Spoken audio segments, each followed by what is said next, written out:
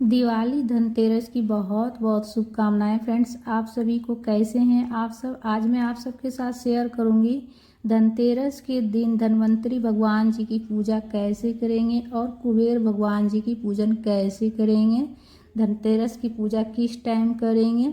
तो देखिए, धनतेरस की पूजा जो है ना शाम में की जाती है और उस दिन जो है ना धन्वंतरी भगवान जी की पूजा की जाती है। धन्वंतरी भगवान जी की पूजन करने से घर में कभी रोग बीमारी उत्पन्न नहीं होती है, इसलिए धन्वंतरी भगवान जी आयुर्वेद के देवता हैं, औषधि के देवता हैं। और साथ ही कुबेर भगवान जी की पूजा करेंगे। कुबेर भगवान जी की पूजा करने से घर में कभी भी आर्थिक स्थिति जो है ना खराब नहीं रहती है, हमेशा घर में सुख समृद्धि बनी रहती है, घर की आर्थिक स्थिति सही रहती है कुबेर भगवान जी की पूजन करने से। तो धनतेरस के दिन देखिए कुबेर भगवान जी की भी पूजा की जाती है और साथ में धन्वंतरी भगवान जी की भी पूजा की जाती है। तो जहाँ पर पूजा की चौकी लगाइएगा वहाँ अच्छे से साफ सफाई कर कर पूजा की चौकी लगाकर और उस पर जो है लाल पीले रंग के शुभ कलर के कपड़े का आसन दे दीजिएगा। अक्षत का आसन देकर हम कुबेर भगवान जी को विराजित किए हैं और गणेश जी को विराजित किए हैं और सुपारी के स्वरूप में मैं धन्वंतरी भगवान जी को विराजित की हूँ, इसलिए कि धन्वंतरी भगवान जी की पूजा इस दिन विशेष रूप से की जाती है। तो अब मैं सुपारी के स्वरूप में विराजित की हूँ। फ्रेंड्स, आपके पास अगर फोटो हो, प्रतिमा हो, मूर्ति हो धन्वंतरी भगवान जी की तो आप विराजित करके पूजा कर लीजिएगा, और नहीं हो तो मेरी तरह आप सुपारी के स्वरूप में विराजित करके पूजा कर लीजिएगा। उसके बाद अक्षत से हम अष्टदल कमल बना रहे हैं। आप चाहे तो आप स्वास्तिक भी बना सकते हैं और उसके ऊपर आप बड़ा सा एक दीपक रखिएगा। दीपक में देखिए अच्छे से घी भर दीजिएगा या फिर तिल के तेल भी आप भर सकते हैं। और सबसे पहले हम पूजा में दीपक प्रज्वलित करेंगे। और ये पूजा जो आप कीजिएगा धनतेरस की पूजा, तो देखिए ये पूजा आप जो है उत्तर दिशा की तरफ कीजिएगा। धन्वंतरी भगवान जी की दिशा होती है उत्तर दिशा, तो पूजा करते समय आपका मुख उत्तर दिशा की तरफ होना चाहिए। सबसे पहले हाथ जोड़कर निवेदन कीजिएगा कि हे प्रभु, मैं आपकी पूजा करने जा रही हूँ। अगर हमारी पूजा में कुछ भी गलती हो जाए तो उसको क्षमा करके प्रेम पूर्वक मेरी ये पूजा स्वीकार करना प्रभु। तो इस तरह से दीपक प्रज्वलित करने के बाद प्रार्थना करते हुए आप उसके बाद पूजा आप शुरू कीजिएगा। तो देखिए, आप उस दिन जो झाड़ू वगैरह जो लाइएगा वो भी आप पूजा में रख लीजिएगा, ठीक है, इसलिए कि उस दिन झाड़ू की भी पूजा की जाती है। नया आप जो भी खरीद के लाइएगा सब आप पूजा में रख लीजिएगा। बर्तन हो गया, झाड़ू हो गया, सोना चांदी जिस चीज़ की खरीदारी आप कीजिएगा वो आप पूजा में रख लीजिएगा, वहीं पूजा के चौकी के पास ही। उसके बाद सबसे पहले स्वच्छ जल में गंगा जल मिलाकर जल के छींटे देकर हम सबसे पहले सभी चीज़ को शुद्ध कर लेंगे और गणेश जी को और धन्वंतरी भगवान जी को और कुबेर भगवान जी को भाव स्नान करा लेंगे जल के छींटे देकर। और सबसे पहले हम वस्त्र के स्वरूप में कलावा समर्पित करेंगे गणेश जी को, और धन्वंतरी भगवान जी को भी हम वस्त्र के स्वरूप में कलावा समर्पित कर लेंगे। और कलावा समर्पित कर लेंगे हम कुबेर भगवान जी को। आप वस्त्र हो तो आप वस्त्र भी समर्पित कर सकते हैं या फिर वस्त्र के स्वरूप में आप सरल विधि से कलावा समर्पित कर लीजिएगा। ये पूजा जो है ना शाम में की जाती है, गोधूली बेला में। धनतेरस की पूजा शाम में होती है, ठीक है, तो शाम में पूजा कीजिएगा और सवेरे आप दिन में ही सवेरे आप सारा सामान ले आइएगा। झाड़ू वगैरह जो है ना आप दिन में ही खरीद लीजिएगा, इसलिए कि बेरा डूबने के बाद जो है ना झाड़ू नहीं खरीदनी चाहिए। तो आप सुबह में ही झाड़ू खरीद कर ले आइएगा, दोपहर तक, शाम ढलने से पहले ही झाड़ू खरीद कर ले आइएगा। तो देखिए, झाड़ू के उस दिन जो है पूजा की जाती है और झाड़ू के ऊपर आप लाल कपड़ा भी बांध सकते हैं, पीला कपड़ा भी बांध सकते हैं या फिर लाल चुनरी भी बांध सकते हैं या फिर आप जो है ना कलावा भी बांध सकते हैं झाड़ू के ऊपर। झाड़ू होती है लक्ष्मी का स्वरूप माना गया है झाड़ू का, और झाड़ू की उस दिन पूजा की जाती है। तो कलावा बांध लीजिएगा या फिर लाल पीले रंग का कपड़ा या चुनरी बांध दीजिएगा झाड़ू के ऊपर और झाड़ू को वहीं चौकी के पास ही रखिएगा पूजा करने के लिए। उसके बाद जो भी फूल हो आपके पास चढ़ा लीजिएगा, लाल पीला जो भी हो।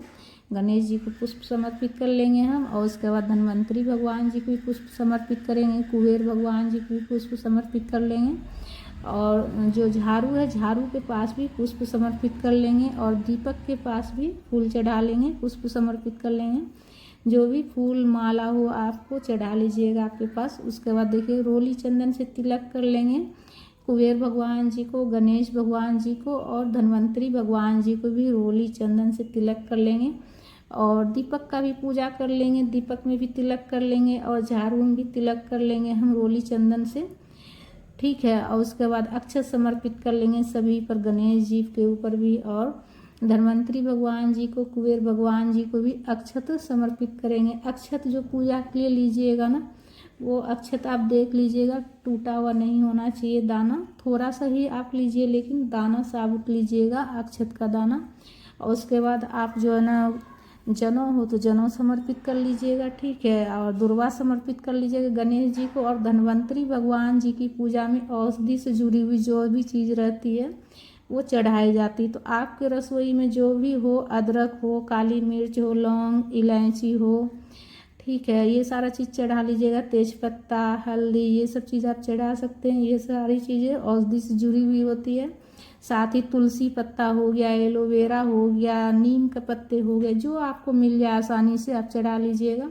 धनिया चढ़ा लीजिएगा, कुछ रुपया पैसा भी आप चढ़ाइएगा उस दिन पूजा में।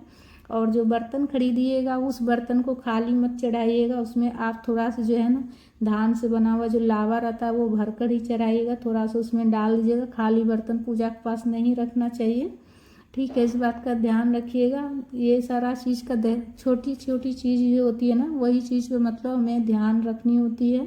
खाली बर्तन कभी भी पूजा के पास नहीं रखा जाता है। पूजा के पास हमेशा जो है ना उसमें या तो आप अक्षर डाल दीजिए या फिर धान से बना हुआ लावा डाल दीजिए, खाली बर्तन नहीं रखना चाहिए। और उसके बाद भोग लगा लीजिएगा आप लावा का, बताशा का, फल का। और पूजा में कुछ दक्षिणा भी रख दीजिएगा, इसलिए कि हमारी पूजा में अगर कुछ कमी रहती है तो दक्षिणा रखने से उसकी पूर्ति हो जाती है।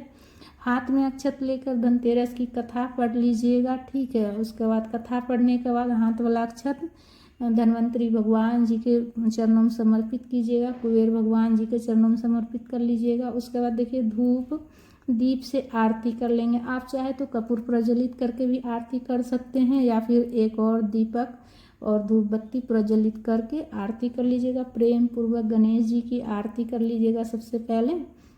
उसके बाद कुबेर भगवान जी की आरती कर लीजिएगा। धन्वंतरी भगवान जी की प्रेम पूर्वक आरती करते हुए आरती कर लीजिएगा और प्रेम से आप आरती कीजिएगा, खुशी मन से पूजा कीजिएगा। इसलिए कि जो है ना हमारी पूजा तभी स्वीकार होती है जब हम खुश होकर पूजा करते हैं, ठीक है। तो खुश होकर पूजा कीजिएगा और अच्छे से खुशियाँ मनाइएगा, पूजा कीजिएगा। लक्ष्मी माता की जो त्यौहार होती है ना उसमें जो है ना खुश होकर पूजा करनी चाहिए। तो धनतेरस से ही पूजा शुरू हो जाती है। धनतेरस वाले दिन धन्वंतरी भगवान जी की, कुबेर भगवान जी की पूजा की जाती है। और उसके बाद देखिए आचमनी कर लीजिएगा आरती करने के बाद। और आरती करने के बाद, आचमनी करने के बाद पूजा पूर्ण हो जाती है। तो इस तरह से सरल विधि से आप धनतेरस की पूजा आप घर पर कर सकते हैं फ्रेंड्स। और शाम में पूजा की जाती है गोधूनी बेला में। पूजा की चौकी अगले दिन उठाइएगा। और जो झाड़ू नया खरीदिएगा वो आप जो है ना दीपावली के बाद इस्तेमाल कीजिएगा। नया झाड़ू जो खरीदिएगा, जो पूजा में रखिएगा, तो आप दीपावली के बाद उसको पूजा घर में आप इस्तेमाल कर सकते हैं फ्रेंड्स। तो फ्रेंड्स हमारा ये वीडियो आप सबको कैसा लगा? अगर अच्छा लगा है तो लाइक ज़रूर कर लीजिएगा। और हमारे चैनल पर नए हैं तो चैनल को सब्सक्राइब कर लीजिएगा और वीडियो को ज़्यादा से ज़्यादा शेयर कीजिएगा। और कमेंट में लक्ष्मी माता की, गणेश जी की, कुबेर भगवान जी की जयकारा जरूर लगाइएगा। धन्वंतरी भगवान जी की जयकारा जरूर से ज़रूर लगाइएगा। तो प्रेम से बोलिए धन्वंतरी भगवान जी की, कुबेर देव भगवान जी की, लक्ष्मी गणेश जी की, सभी देवी देवता की जय। एक बार फिर से आप सभी को हैप्पी दिवाली।